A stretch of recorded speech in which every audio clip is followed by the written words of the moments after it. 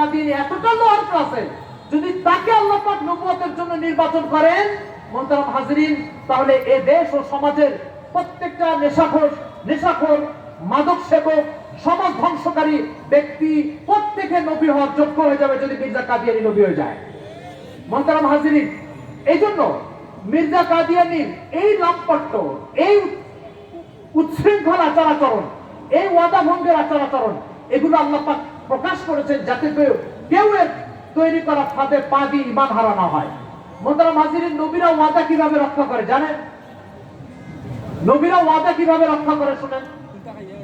আবু দাউদ শরীফ কিতাবুল ফিতান বাবুল আদব, সেখানে রাসূল সাল্লাল্লাহু আলাইহি ওয়াসাল্লামের একটা হাদিস ঘটনা উল্লেখ আছে।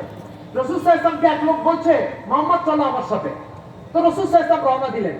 রওনা দিয়ে কিছু দূর সামনে যাওয়ার পরে সে বলছে, তুমি এখানে দাঁড়াও, আমি বাড়ি থেকে আসতেছি। আপনারা সুনান আবু দাউদ খুলে দেখবেন, ওই ব্যক্তি বাড়িতে যে ভুলে গেছে যে মুহাম্মদকে আমি দাঁড় করে রেখে আছি। ওই হাদিসের ভিতরে আছে রাসূল সাল্লাল্লাহু আলাইহি ওয়াসাল্লাম ওখানে একটি ওয়াদা রক্ষা করার জন্য, যে ঠিক আছে তুমি বাড়িতে যাও, আমি এখানে আসি, একটি রক্ষা করার জন্য 3 দিন যাবত সেখানে দাঁড়িয়েছিলেন। কয়দিন ভাই?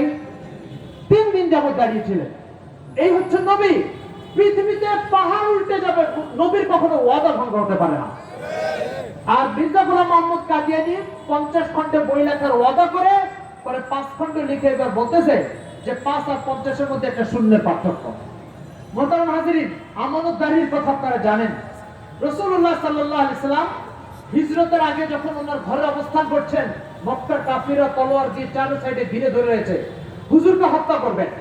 রাসূল সাল্লাল্লাহু আলাইহি ওয়াসাল্লাম হযরত আলী রাদিয়াল্লাহু তাআলাকে নিজের বিছানায় রেখে বলে দিলেন, এই যে যারা যারা আমাকে ঘিরে ধরেছে এদের অমুকের আমানত, অমুকের আমানত, অমুকের আমানত, সবার আমানতদারি বুঝাই দিয়ে রাসূল সাল্লাল্লাহু আলাইহি ওয়াসাল্লাম চলে গেলেন। প্রমাণ করলেন